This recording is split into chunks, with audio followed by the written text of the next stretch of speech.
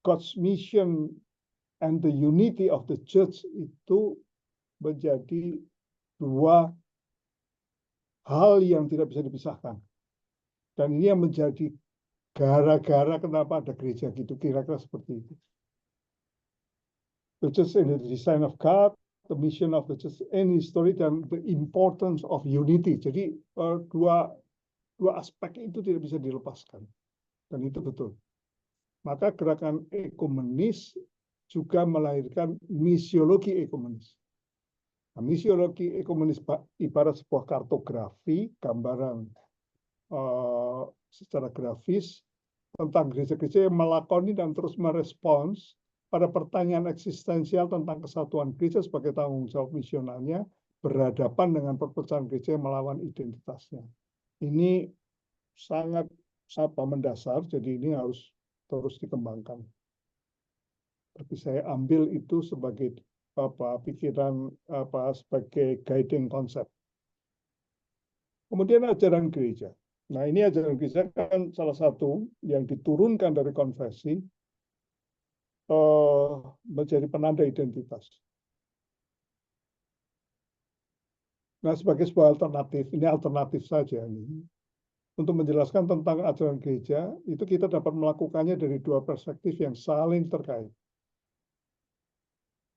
Pengertian tentang iman itu sendiri, dan ajaran gereja sebagai bagian penentu dari identitas, seperti yang saya katakan di bagian awal. Maka untuk iman itu, ya ini sesuatu yang selalu akan menjadi topik yang terbuka.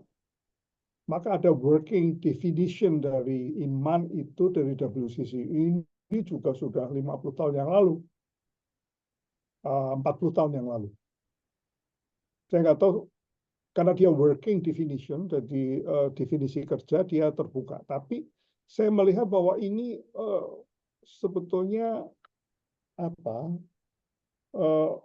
dalam skema dasarnya itu di bottom line-nya itu tidak berubah.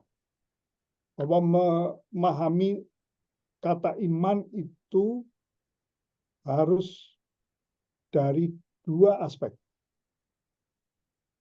yaitu fides qua creditur dan fides que creditur. Jadi pada satu pihak, iman itu menjelaskan tentang decisive act and a continuing attitude of believing. Jadi ini terjadi pada setiap orang. Ini tidak bisa, sebetulnya ini pengalaman yang eksistensial. Nanti dikatakan itu. Di aspek yang pertama, the Old and New Testament witness that faith and God expressed by, and ini lihat ini, existential, personal and communal acts and attitude of acceptance, decision, trust, confidence, confessing, hope, and obedience to God, tentu saja. Itu yang pertama. A decisive act and continuing attitude. Jadi ini pada orang itu sendiri, bagaimana dia menjalani hal percaya itu sebagai bagian dari dirinya secara eksistensial. Tapi itu tidak boleh berhenti di sana. Karena ada pengertian fides que creditur, karena at the same time dia menjadi a set of beliefs and conviction. A set of beliefs and conviction. Nah, ini kemudian diterangkan ini. This fide qua can never be without or separated from the content of faith. Isinya iman itu apa? Kamu beriman dalam pengertian decisive act and continuing attitude tadi yang menerima, memutuskan, percaya kepada Allah, punya rasa percaya diri, mengaku percaya, berharap, taat, dan sebagainya itu apa sih? Itu kira-kira. Itu konten. Jadi ini tidak secara sederhana, agak sulit untuk dikatakan ini antara bungkus dan isi. Sebetulnya bisa juga. Tapi menurut saya tidak terlalu tepat. Jadi bagaimana Bapak Bapak Lazarus, boleh sedikit interupsi karena waktu kita ada 55 menit lagi. Boleh Pak diperingkas supaya ada waktu untuk Ya, diskusi karena pikiran kami tadi Pak gatal sekali dengan teologi digital ini Pak. Ah, demikian Bapak, terima kasih. oke. Nah, jadi dua hal itu tidak bisa dipisahkan. Hal beriman dan isi dari iman. Itu kalau mau disederhanakan. Maka saya juga menggambar dengan cara lain. Nah, ini jadi dasarnya adalah kita sebagai norma-norma, non-normata, pengukur yang tidak dapat dan tidak boleh diukur. Di bawahnya itu apapun juga itu selalu norma-normata. Pengukur yang harus terus-menerus diukur dengan Alkitab sebagai norma-norma non-normata itu. Nah, di sini kita menemukan konfesi, liturgi, pandangan etis, dan tata gereja. Nah, eh, saya cepat saja. Maka dari dua perspektif itu kita bisa mengatakan bahwa ajaran gereja berisi uraian yang komprehensif tentang iman dari gereja. Segala sesuatu yang diimani itu apa gitu. Ini boleh dikatakan sederhananya itu isi dari iman Kristen. Dalam wujud fides quae creditur, tapi yang secara hakiki tidak dapat dilepaskan dari aspek iman sebagai fides qua creditur. Nah kemudian ajaran gereja itu ya saya menyebut ada 3 watak saja, autoritatif, ya berdasarkan karena dia berlandaskan Alkitab dan bersumber pada konfesi. Jadi sebetulnya ada semacam tingkatan juga sih dari konfesi dalam pengertian yang umum itu yang nanti berujung pada secara didaktis itu pengajaran gitu. Nah, jadi dia juga harus bersifat didaktis, tapi juga dia iluminatif. Ini harus hati-hati, tidak mau menggantikan Alkitab, tapi dalam kehidupan praktis memang ajaran itu harus berfungsi gitu.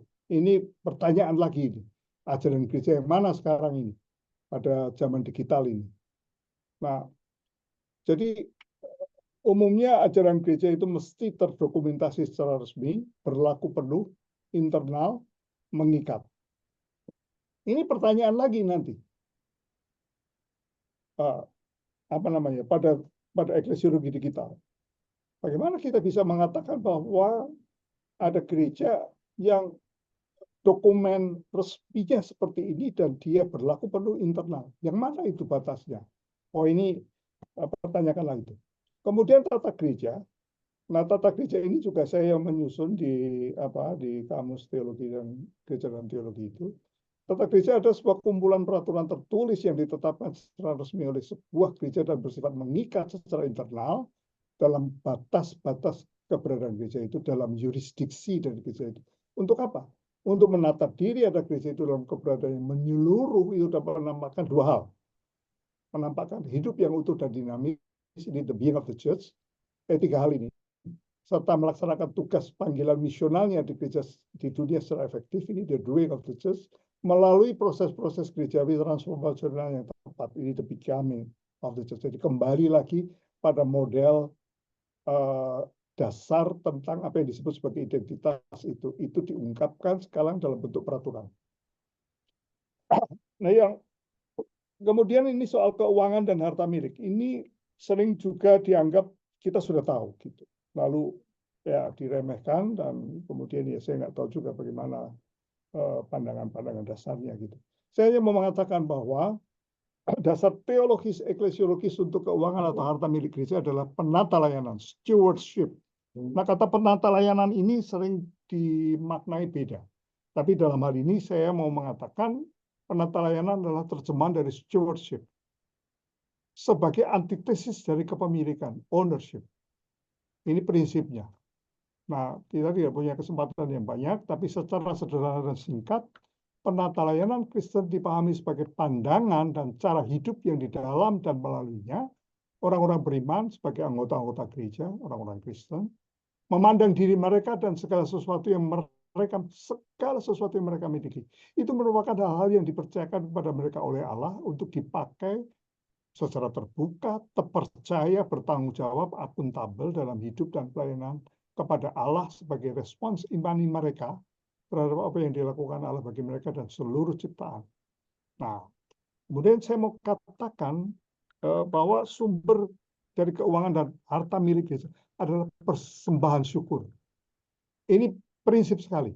Jadi jangan memakai kata iuran, sumbangan, dan yang sejenis. Itu mendegradasi betul. Gereja menjadi seperti sebuah klub. Gereja menjadi sebuah RT atau RW yang mengumpulkan iuran untuk sampah, iuran untuk keamanan. Gereja bukan seperti itu. Gereja adalah sebuah subpolis dalam polis masyarakat, tetapi dia subpolis sui generis. Jadi jangan kita mendegradasikan komunitas itu. Maka pakai kata persembahan syukur itu dalam semua bentuknya sebagai yang mendasar. Ini saya mengatakan begitu. Jangan memakai kata sumbangan, iuran, dan sebagainya. Itu mendegradasi betul secara hakiki, secara esensial. Makna sui generisnya gereja. Nah, jadi begitu saja. Mari kita diskusikan. Saya nggak tahu sebab dulunya mau berlokakarya, tapi tadi saya sudah bicara di luar kelas, di luar diskusi itu dengan Pak Jan Hotner.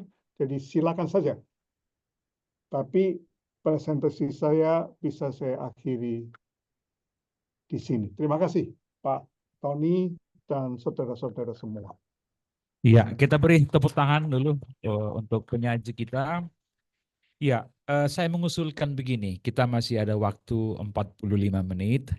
Kita buka dulu termin untuk bertanya atau berbagi sehingga kita boleh lihat nanti apa yang terjadi di lapangan, nanti kita diarahkan oleh narasumber kita.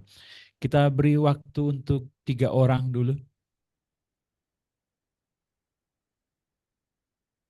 Karena ini dari aktual menjadi virtual. Oke. Jadi Tidak Pak, tidak Pak. Dari aktual menjadi sekaligus aktual dan virtual. oke, ya. Ya. Sudah diluruskan Jadi ini ya. kita tidak Iya. tidak menjadi virtual saja karena yang aktual tetap. Ini persoalannya ada di sana. Jadi kita tangkap itu dulu Pak. Kalau itu salah tangkap berarti repot ini. Jadi kita Oke. ini sekaligus, Baik, baik. sekaligus penting, Iya, sekaligus aktual dan virtual. virtual. Oke, Ini baik. virtual ini gara-gara pandemi. Oke. Silakan, silakan saudara-saudara dari saudara Vincent. Oke, ada lagi dari Kota Soid. Oke, mungkin itu dulu.